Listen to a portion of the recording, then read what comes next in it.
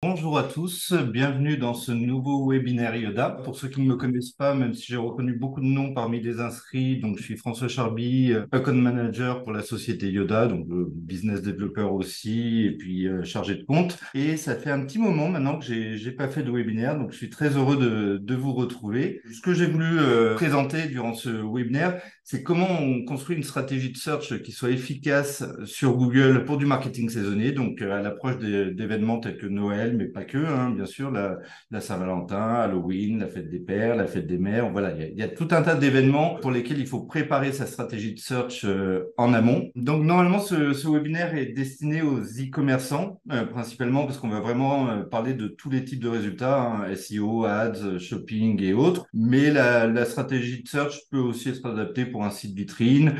Et j'ai vu également qu'il y avait pas mal d'agences web qui étaient inscrites. Donc voilà, ça donne une méthode en fait pour gagner de la visibilité sur Google et notamment avant Noël. Donc le sommaire de ce webinaire, donc comme je l'ai dit, ça va être 4 étapes. Donc la première étape, ça va être construire une stratégie mots-clés efficace à cibler pour un événement comme Noël. Donc on verra quel type de mots-clés il faut cibler et comment les trouver. Durant la deuxième étape, on fera un audit de notre visibilité sur les mots-clés qu'on a ciblés, voir déjà quel est l'état actuel de notre visibilité et qu'est-ce qu'on va devoir travailler pour gagner plus de visibilité et donc plus de trafic. Durant la troisième étape, on fera de la veille concurrentielle pour voir un petit peu contre qui on va devoir se battre pour gagner cette visibilité. Est-ce que c'est faisable ou pas? Et la dernière étape, c'est la plus importante, hein, finalement, c'est quelles sont les actions à mettre en place pour pouvoir ranker pour Noël et avoir une visibilité suffisante pour attirer des visiteurs et donc qu'ils puissent convertir sur votre site e-commerce. Pourquoi c'est important le marketing saisonnier et en particulier pour un événement comme Noël? Beaucoup de gens font beaucoup plus d'achats en ligne qu'avant la pandémie, qu'avant le confinement. On voit aussi que le volume de transactions est très élevé durant la période de Noël. Et une des informations les plus intéressantes, c'est celle-ci, je trouve. Il y a beaucoup de recherches sur le web pour trouver le cadeau idéal. Beaucoup plus qu'avant, en fait. C'est vraiment une aubaine pour les petits commerçants par rapport à des pure players, hein, Amazon, Cdiscount et autres. Parce que les consommateurs font des achats beaucoup plus réfléchis. Ils vont chercher les meilleurs prix, ils vont chercher peut-être le cadeau le plus authentique, le plus original. Ça va permettre de faire des conversions sur des produits marché de niche, en fait, beaucoup plus long traîne. Donc, on va regarder ça ensemble. Certains sites e-commerce font la majorité de leur chiffre d'affaires à la période de Noël, hein, ce qui paraît cohérent. Là, vous avez un exemple de courbe en termes de trafic et de conversion et également de chiffre d'affaires. Donc, on voit très bien que ce site-là génère la majorité de son chiffre d'affaires à l'approche de Noël. Cette stratégie de search, il va falloir s'adapter au SERP, c'est-à-dire aux pages de résultats de Google, parce qu'on sait qu'elles sont très volatiles, très changeantes. Et vous avez dû remarquer que maintenant qu'on est en train d'approcher Noël, il y a peut-être beaucoup plus de types de résultats qui apparaissent parce que forcément, il y a les e-commerçants qui lancent leur campagne Google Ads, Google Shopping. Donc, du coup, vous aurez beaucoup plus de diversité de résultats au sein de la SERP. Donc, j'ai voulu vous montrer 2 SERP. Donc là, voilà, par exemple, on a une SERP pour le mot-clé idée cadeau gourmand. Donc, on voit qu'il y a des résultats shopping qui apparaissent. Il y a des résultats ads aussi, il y a bien sûr du SEO, de l'organique, il y a des people also ask et il y a encore du shopping en bas de SERP. D'ailleurs, au passage, si je refais la même requête maintenant, j'aurai certainement une autre SERP puisqu'on n'a pas la même page de résultats à 14h23 et à 14h30, par exemple, suivant les annonceurs qui vont apparaître et autres. Une autre type de SERP, c'est celle-ci, donc pour le mot-clé acheter vélo enfant. Donc, on voit qu'on a également du shopping, on a aussi des résultats map, on a du SEO. Voilà, on aurait pu aussi avoir du ads, mais là, pour le coup, on n'en a pas. Mais voilà, j'ai voulu vraiment vous montrer ces SERP-là parce que il y a un adage qui revient régulièrement dans le référencement naturel qui dit que 70% du trafic provient essentiellement des 3 premières positions en SEO. C'est complètement faux, en fait, parce que si vous avez du shopping, de l'ADS, de la GMB, donc des résultats map, éventuellement une position 0 qui est du SEO, je suis d'accord, et des people also ask, autant vous dire que les résultats organiques purs, vous les voyez pas. Et là, du coup, les 3 premières positions n'apportent pas du tout 70% du trafic. Nous, on a fait des grosses études de structure de SERP et des taux de clic. ça a été vérifié, c'est pas du tout le cas. Comment faire pour ne pas être noyé dans tous ces types de résultats et comment construire une stratégie de search qui soit la plus efficace possible? Cette méthode pourra bien sûr être applicable à tout type d'événement. Là, on est à 1 mois et demi de Noël. Après, il y aura la Saint-Valentin au mois de février. Donc, on pourra commencer aussi à exploiter cette méthode 3 mois avant, donc dès le mois de décembre, hein, typiquement. Et la première étape, c'est trouver des mots-clés stratégiques à cibler. Je vends uniquement des licornes en bois que j'ai sculptées artisanalement. Est-ce que vraiment le mot-clé licorne en bois est très recherché sur Google? Je ne pense pas. Et donc, l'idée, c'est quel type de mots-clés finalement faut travailler pour un événement comme Noël. Il faut bien sûr travailler des mots-clés saisonniers. Le premier mot-clé qui vient à l'idée, c'est idée cadeau Noël. Mais idée cadeau à Noël, forcément, vu que c'est le premier mot-clé qui vient à l'esprit, ça va être un mot-clé ultra concurrentiel. Il y a des acteurs qui sont vraiment spécialisés en plus dans les idées cadeaux. Donc, ça va être très difficile de passer devant des cadeaux maestro, des cadeaux folie. Donc, on voit justement quand on regarde cette courbe Google Trends que le mot-clé parfum Noël est beaucoup plus recherché à l'approche des fêtes de fin d'année. On parle de parfum Noël, mais ça aurait pu être idée bijoux Noël, cadeau bijoux Noël, cadeau parfum homme Noël. Forcément, les pics de recherche augmentent. Donc, c'est essentiel de travailler des mots-clés saisonniers. C'est important également de travailler des mots-clés longue traîne. Donc là, on voit un exemple, parfum en mousse blanc pour femmes. Forcément, les mots-clés de longue traîne sont beaucoup moins recherchés. Par contre, ils sont beaucoup plus sujets à conversion. Comment on trouve ces mots-clés-là? Donc, il y a une première méthode qui est Google tout simplement. Vous allez sur Google, je vais taper jouet en bois et vous voyez qu'il y a des suggestions qui apparaissent, qui sont suggérées par Google en fonction des volumes de recherche qu'il peut y avoir actuellement. On peut bien sûr utiliser les résultats People Also Ask. Donc, autre question possible, ça donne des idées d'articles également à rédiger. La meilleure méthode, normalement, c'est quand vous avez des clients avec lesquels vous êtes en relation, c'est de leur poser la question, comment est-ce que vous avez fait pour nous trouver ou quels mots-clés vous pouvez taper dans Google pour rechercher ce type de produit-là ou ce type de prestations pour les sites vitrines. Et la dernière méthode, c'est regarder les mots-clés sur lesquels vous avez déjà des impressions dans la Search Console. Par contre, ça va pas vous donner des nouvelles idées de mots-clés à travailler. Et l'objectif, ça va être de construire une stratégie mots-clés pour être visible sur Google. L'objectif final, ça va être de générer un fichier dans lequel on aura en fait la liste des mots-clés et les différentes thématiques qu'on va vouloir travailler. Donc, les différentes thématiques, c'est souvent le menu de votre site. En fait, c'est des catégories de produits la plupart du temps. Donc, je vais vous montrer rapidement, en utilisant Yoda Insight, comment je peux construire une stratégie mots-clés. Donc, je vais prendre comme exemple, durant tout ce webinaire, l'exemple de nature et découverte. Donc, la première chose que je dois faire dans Yoda Insight, c'est déjà créer ce qu'on appelle un dossier. Donc, dans Yoda Insight, vous pouvez créer des tags et des dossiers. La différence entre les deux, c'est que des dossiers peuvent avoir des sous-dossiers. Donc voilà, chaque fois que je fais une stratégie mot-clé, je crée un dossier pour le site et je vais faire l'analyse du site dans le premier module pour voir quelle est sa stratégie mot-clé. Parce qu'en fait, Yoda Insight s'appuie sur une base de 100 millions de mots-clés. On récupère la première page de résultats et on est capable d'identifier tous les mots-clés sur lesquels un domaine est visible. Donc vous, par exemple, une première chose que vous pourriez faire, c'est analyser le site des concurrents et voir sur quels mots-clés ils ressortent. On va avoir la liste des mots-clés et il y a des informations dont le volume de recherche et les données Google Ads, donc concurrence et CPC moyen. Donc, je vais pouvoir faire mon marché de mots-clés. Et tiens, je vois par exemple qu'il y a la notion de fête des mères dans les mots-clés et dans les URL. On va voir par exemple s'il y a des mots-clés qui positionnent une URL qui contiendrait le mot Noël. Je ne sais pas si c'est le cas, j'avoue que je n'ai pas fait le test avant le webinaire. Il y en a. Donc, normalement, je fais ressortir du coup tous les mots-clés thématiques autour de la période de Noël que Nature et Découverte a pu cibler. Et donc, je vais pouvoir faire mon marché de mots-clés à travers la stratégie mots-clés de mon concurrent, puisque comme il les a travaillés, plutôt que de réinventer la roue, c'est qu'il a jugé que c'était des mots-clés qui étaient qualifiés par rapport à son marché. Donc là, par exemple, je vais sélectionner les 200 premiers mots-clés. Je vais les rajouter dans mon dossier Nature et Découverte et je vais créer un dossier idée cadeau Noël. Donc, on a vu bien sûr que idée cadeau Noël, c'est pas forcément le mot-clé le plus intéressant à travailler, mais ça va être très difficile de ranker dessus. Mais bon, c'est pour vous donner un exemple. En fait, la grosse force d'Insight, c'est vraiment les filtres. Un autre moyen de trouver des mots-clés, c'est de se comparer à ses concurrents. Donc là, on identifie les concurrents en termes de visibilité, c'est-à-dire les sites qui sont sur les mêmes mots-clés que le site recherché. Et l'idée, c'est que vous allez pouvoir vous comparer. Donc, on voit Cadeau Folie, Cadeau Maestro. Vous allez pouvoir vous comparer à vos concurrents directs. S'ils n'étaient pas dans la liste, vous auriez pu les rajouter manuellement. Et l'idée, c'est qu'on va pouvoir identifier tous les mots-clés que vous avez en commun en première page de Google, donc que vous avez tous les deux travaillé. Mais surtout, ce qui va être intéressant, c'est qu'on va identifier tous les mots-clés qui sont exclusifs aux concurrents que vous n'avez pas et du coup qui peuvent potentiellement vous intéresser pour aller chercher du trafic supplémentaire. Donc là, on voit qu'on a 5617 mots-clés en commun. Il y a eu 8206 mots-clés que Cadeau Maestro a et que Nature et Découverte n'a pas et qui peuvent du coup intéresser Nature et Découverte pour aller chercher du trafic. Donc, bien sûr, j'aurais pu filtrer sur des mots-clés qui sont peut-être plus intéressants pour Nature et Découverte. Hein. Je sais qu'ils vendent par exemple des télescopes, des objets artisanaux, ils vendent des meubles mondes, enfin ils vendent tout type de produits, ce qui fait qu'ils ont tout type de concurrents marché en fait. Ils peuvent avoir du Maison du Monde comme concurrent, comme du Cadeau Maestro d'ailleurs.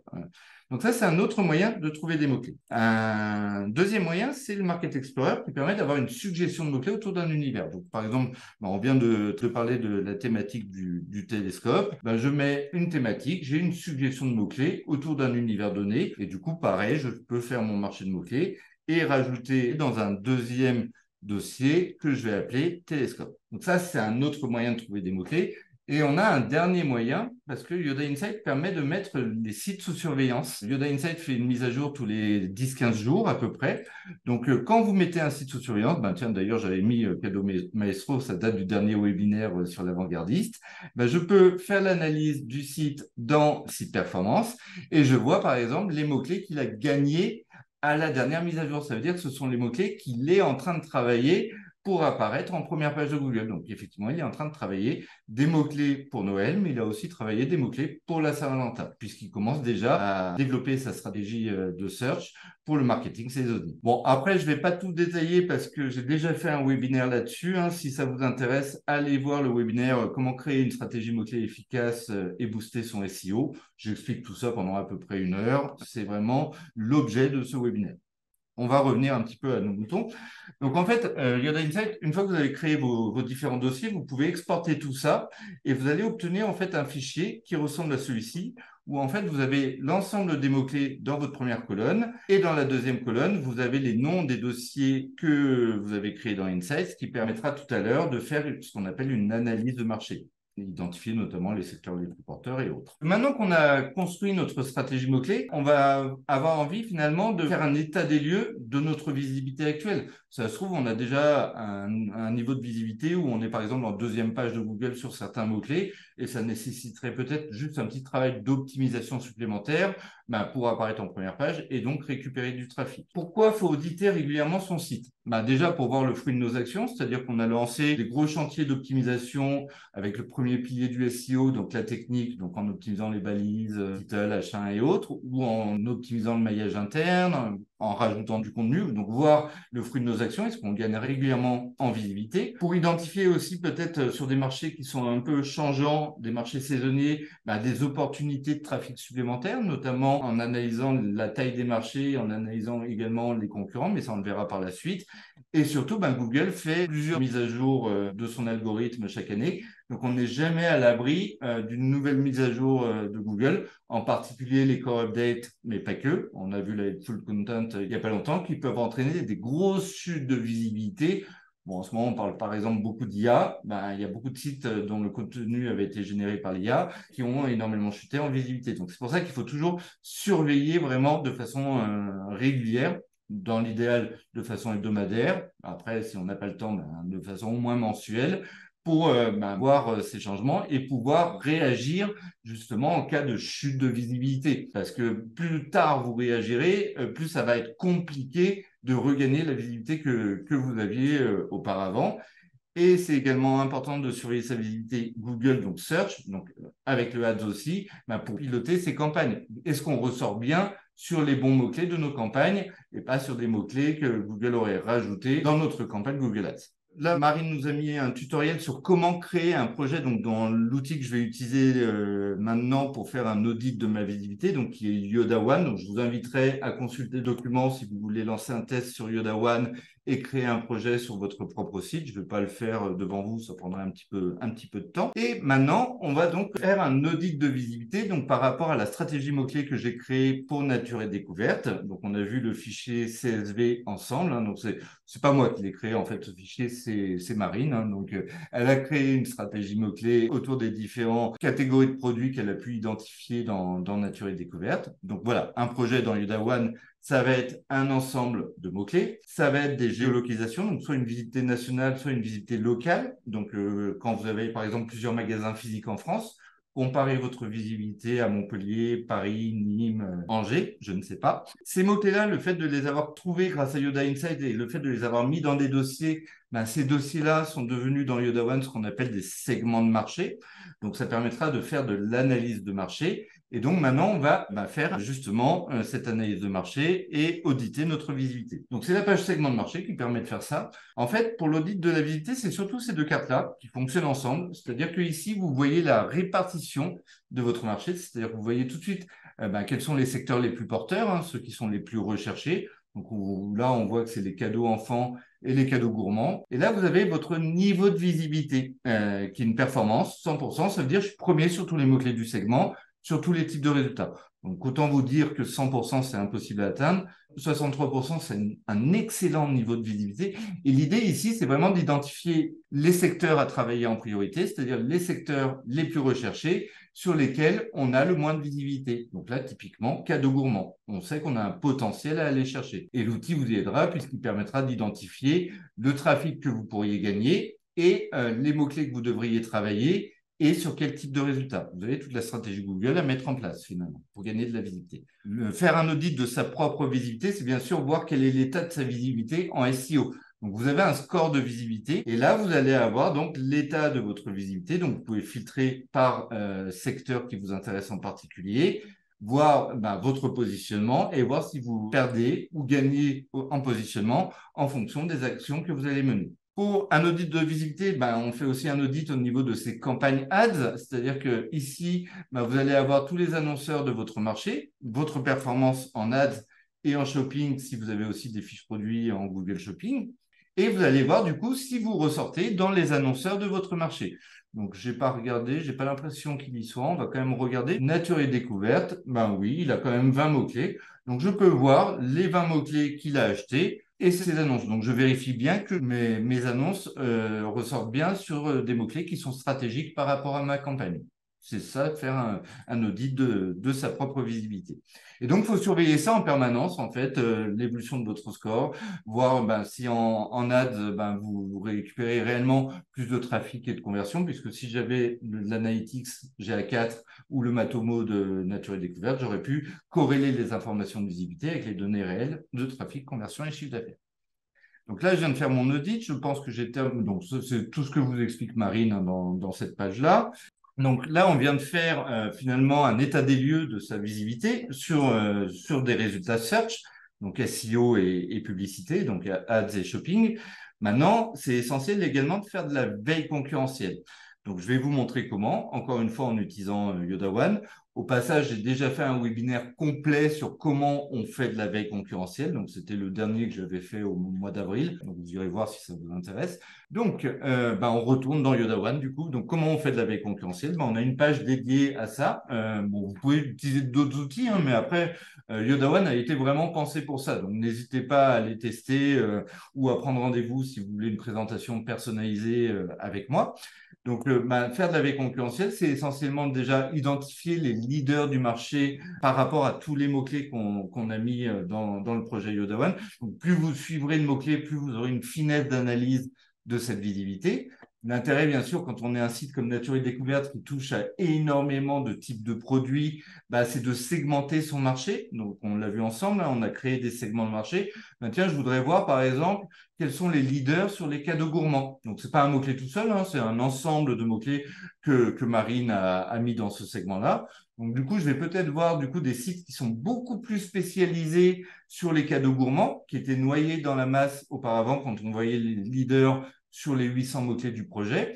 Donc, je suppose que Duc de Gascogne, Bien Manger, Eric Traiteur, ben, c'est des sites spécialisés là-dedans, même les raffineurs. Et pour chaque site, je vais être capable d'identifier ben, les mots-clés qu'ils ont travaillés et sur quel type de résultat. En fait, je vais analyser la stratégie gagnante des leaders du marché en termes de visibilité sur Google. Je vois comment ils ont fait pour gagner de la visibilité. Donc, lui, par exemple, ben, il fait du SEO, mais il a bien compris que être visible en SEO, c'est pas suffisant. Parce que s'il y a du ads et du shopping et de la GMB devant lui, bah autant dire que son SEO est pas visible. C'est pour ça que sur les mêmes mots-clés, il fait également du ads et même il fait un petit peu de shopping. Je m'inspire des stratégies gagnantes finalement des leaders de mon marché en termes de visibilité search. Quelque chose qui est intéressant aussi dans une logique purement SEO, c'est analyser un petit peu qu'est-ce que font les concurrents pour avoir autant de visibilité. Parce que tout à l'heure, on l'a fait sur notre site, soi-disant notre site, hein, le site que j'ai pris comme exemple. Mais je peux me dire, tiens, je vais analyser quelle est la visibilité de Cadeau Maestro, voir sur quel mot-clé il rank. Et surtout, je vais analyser sa page, c'est-à-dire son URL. Je vais aller regarder comment il a optimisé son title, éventuellement son H1 s'il en a. Est-ce qu'il a mis du contenu? Bon, souvent, le contenu est en bas de page. Et on préfère souvent mettre des fiches produits avant. Il a beaucoup de fiches produits. Ouais, il a quand même mis du contenu en bas de page. Je l'ai vu apparaître subrepticement. Voilà.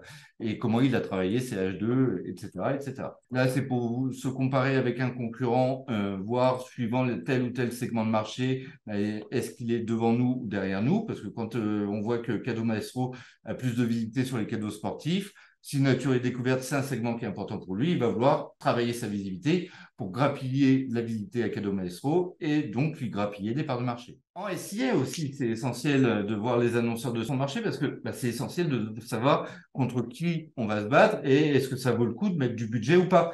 Et c'est là où le côté aussi segmentation de marché est intéressant parce que un segment de marché finalement peut correspondre à un groupe de mots-clés d'une campagne. Du coup, quand je fixe, par exemple sur les cadeaux bien-être, je vais vraiment voir contre qui je vais me battre sur les cadeaux pour le bien-être. Tiens, Aladinia, moi je ne les connais pas. Je vais pouvoir voir les mots-clés qu'il a achetés sur le secteur du bien-être et je vais voir ses annonces. Et du coup, moi, je peux décider ou non de mettre du budget sur cette campagne-là. Parce que soit je décide que l'annonceur a beaucoup trop de budget en face de moi et ça ne sert à rien de cramer mon budget, autant mettre mon budget ailleurs. Ou alors, oui, Aladinia, c'est peut-être un site qui est accessible. Donc, je vais mettre un max de budget parce que c'est stratégique, effectivement, de le faire. Parce que là, je vous montre du ads, mais on a la même chose, c'est-à-dire les annonceurs contre lesquels on va devoir se battre, qui ressortent en fait dans les fiches Google Shopping, donc en travaillant soit notre Mercant Center ou autre. D'ailleurs, Ads et Shopping, vous pouvez le travailler sur du Performance Max, hein, mais moi, je vous recommande vraiment d'avoir des campagnes bien ciblées en Google Ads et de travailler avec le Mercant Center pour vos fiches produits. Et surtout, pour chaque mot-clé, quand on est e-commerçant, ce qui est intéressant, c'est de voir toutes les annonces Google Shopping du carrousel, en fait, et de se comparer, notamment en termes de prix. Est-ce qu'on est plutôt au-dessus ou en dessous des tarifs du marché, en fait? Et du coup, on peut adapter sa stratégie tarifaire aussi face aux concurrents. On va passer à l'étape qui est la plus intéressante, puisque maintenant qu'on a ciblé les mots-clés qui nous intéressaient, on a fait un état des lieux de notre visibilité, on a vu à peu près contre qui on allait se battre et est-ce que c'est vraiment réalisable finalement, il y a pas mal de choses finalement à mettre en place et notamment plusieurs semaines avant n'importe quel type d'événement. Hein. Mais là, vu que Noël c'est dans un mois et demi, on va parler de Noël. Dans l'idéal, il aurait fallu s'y mettre 3 mois à l'avance pour vraiment avoir une efficacité optimale, mais c'est pas trop tard. Hein. Donc on va définir effectivement nos priorités d'action. Donc une chose qui est assez intéressante quand vous avez créé votre stratégie mot-clé, c'est d'aller dans cette page-là pour identifier quel type de résultats ressortent en majorité dans les SERPs de Google. Donc là, on voit par exemple que j'aurais intérêt à travailler du SEO parce que je ne suis pas premier partout et j'ai un potentiel de trafic prédictif à aller chercher. J'ai intérêt à faire du ads parce qu'il y a plus de 5000 visiteurs à aller chercher quand même, c'est pas négligeable. Travailler l'attribut alt des images, oui. Et bien sûr, faire du Google Shopping et travailler sa position zéro. La position zéro qu'on appelle feature snippet, c'est le Graal en SEO puisque c'est souvent ce qui apparaît en premier dans la page de résultats. Et du coup, vous avez tout gagné si vous y apparaissez parce que c'est le résultat que Google considère comme étant le plus pertinent comme une réponse à une question. Et souvent, ça demande à faire une page dédiée. Et là, l'outil, en fait, est capable de vous dire tous les mots-clés qui affichent une position 0 pour lesquels vous devriez faire une page dédiée pour essayer de ressortir. On a vu tout à l'heure par rapport au segment de marché, puisque là, on le fait au global sur tous les mots-clés, mais en fait, par segment de marché, il vous donne également toute la stratégie Google à mettre en place, donc par catégorie de produits, par exemple. C'est-à-dire pour chaque segment de marché, il va vous dire le trafic prédictif que vous pourriez gagner et il va vous dire surtout les mots-clés que vous devriez travailler et sur quel type de résultats. Donc, on voit que je peux m'améliorer en SEO. Sur certains mots-clés, je peux faire du ads. J'ai du potentiel à aller chercher. Je peux faire du shopping également. Est-ce que j'ai des positions zéro? Sur certains mots-clés, j'en ai aussi. Donc, j'ai toute la stratégie Google à mettre en place pour gagner de la visibilité sur le segment de marché cadeau pour la maison. Et c'est ça l'intérêt, en fait, d'utiliser vraiment un outil qui est dédié à ça parce que vous gagnez énormément de temps pour savoir ce que vous devez faire, en fait. Donc, une fois que vous avez identifié si vous devez vous améliorer en SEO, si vous devez essayer de ranker en position 0, faire du ads, du shopping, éventuellement la fiche d'établissement également s'il y a des résultats MAP, les résultats GMB, il va falloir bien sûr optimiser tout ça. L'idéal, c'est de créer des nouvelles pages où vous allez en fait travailler les mots-clés que vous avez ciblés parce que ce ne sont pas forcément des pages qui existent déjà sur votre site. Si elles existent déjà, il va falloir les modifier. Donc, vous allez travailler une page par thématique. Il ne faut pas parler de plusieurs sujets sur une même page, sinon vous allez perdre Google. Il va falloir optimiser, bien sûr, le title, la métadescription également. Et ça, c'est essentiel aussi pour les résultats dans le search parce que ça donne envie aussi à l'internaute de cliquer quand vous avez réussi à obtenir une bonne position. Et donc, il faut effectivement bien travailler son title, son H1, n'en mettre qu'un. Donc, peut-être avec des mots-clés soit identiques au title, soit un peu plus secondaires, en rajoutant des mots-clés. Il va falloir, bien sûr, lister les fiches produits qui correspondent à cette thématique pour donner envie, en fait, à l'internaute de se rendre sur cette fiche produit. Et souvent, on va mettre soit du contenu tout en bas, soit du contenu dépliable tout en haut, où en fait, on va travailler des H2 et éventuellement des H3, toujours en essayant de mettre des mots-clés. Donc là, ce sont des mots-clés liés au calendrier de la vente. Et bien sûr, rédiger du contenu dans lequel on va répéter ces mots-clés-là pour avoir une densité pondérée qui soit intéressante du point de vue de Google, qui va considérer que cette page parle de cette thématique-là. Ça donne une pertinence à la page aux yeux de Google. Donc, c'est ce qu'on appelle le pilier du SEO, qui est la technique. Et en même temps, l'autre pilier, le contenu. Donc, on mélange un petit peu les deux. Et après, il va falloir mailler cette page-là au sein de son site. Donc, à travers les pages qu'on juge pertinentes et qui reçoivent beaucoup de trafic, on va faire un lien vers notre nouvelle page pour apporter du jus à cette nouvelle page et donc apporter ce qu'on appelle de la popularité interne. Et après, il y a le troisième pilier du SEO qui est la popularité externe, donc le netlinking. On peut acheter, par exemple, des backlinks ou des articles sur des sites qui vendent des backlinks. Donc, par exemple, netlinking.fr, dont c'est une des spécialités, notamment. Donc, vous pouvez faire ce genre de choses. Donc là, on a vu un petit peu comment travailler son SEO. On a vu les trois piliers, technique, contenu et popularité. J'aime ajouter en fait quand même un quatrième pilier. Et ce quatrième pilier, c'est tout ce qu'on a vu juste avant. C'est la stratégie.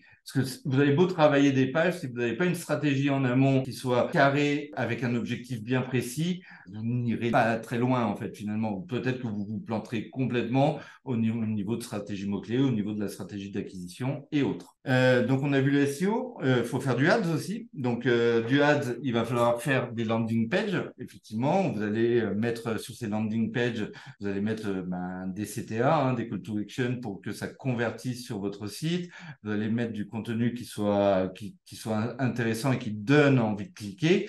Et il va falloir travailler sa campagne Google Ads.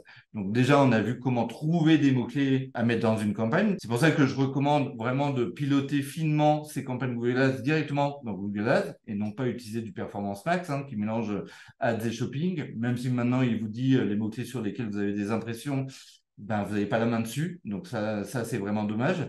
Dans l'idéal, il faut lancer une campagne Google Ads 3 mois avant pour avoir le temps d'entraîner l'algorithme de Google.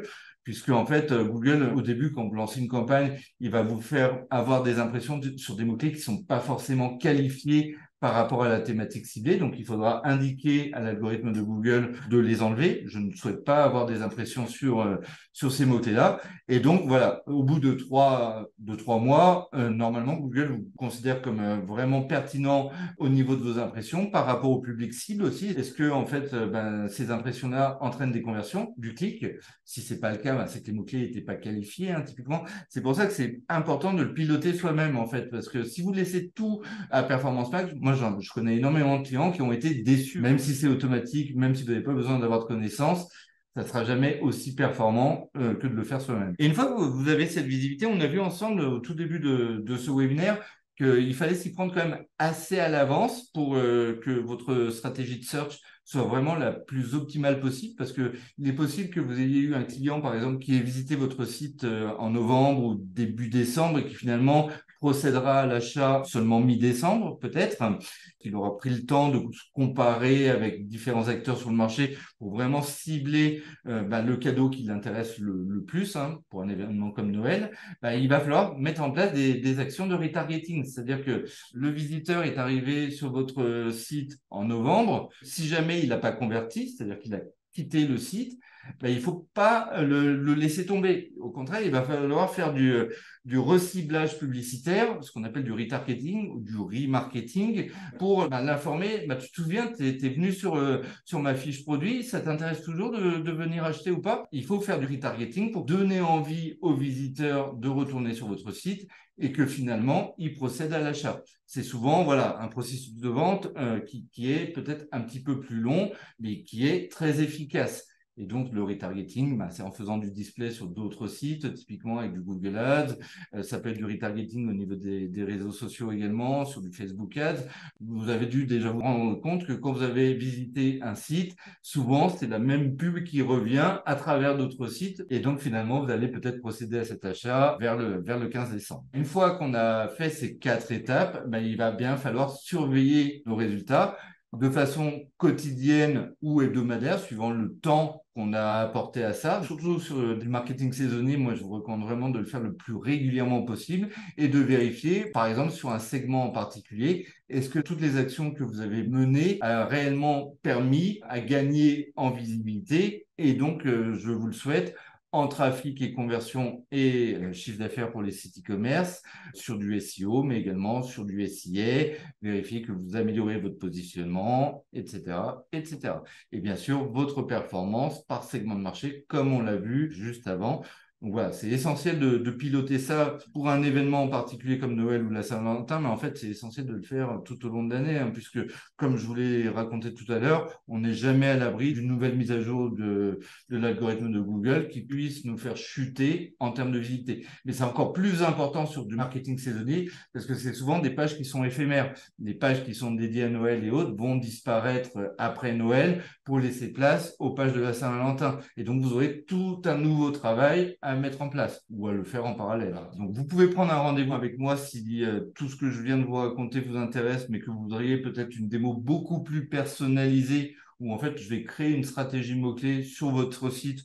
Donc, dans l'idéal, un site e-commerce avec des catégories de produits et autres. Et à l'occasion de ce webinaire et du fait que ce soit le Black Friday la semaine prochaine, donc je voulais vous proposer 2 offres spéciales qui vont vous permettre justement de travailler votre stratégie de search. Donc, une offre sur Yoda Insight, qui est le premier outil qu'on a vu qui permet de créer une stratégie mot-clé. Donc, à partir de la semaine prochaine, ou si vous m'envoyez un mail, vous pourrez avoir un bon de commande pour avoir Insight à 50%, soit 195 € au lieu de 390 € à l'année. C'est toujours agréable. Ou alors, vous avez vu la complémentarité des 2 outils, la stratégie mot-clé avec Insight, le pilotage de visibilité avec Yoda One.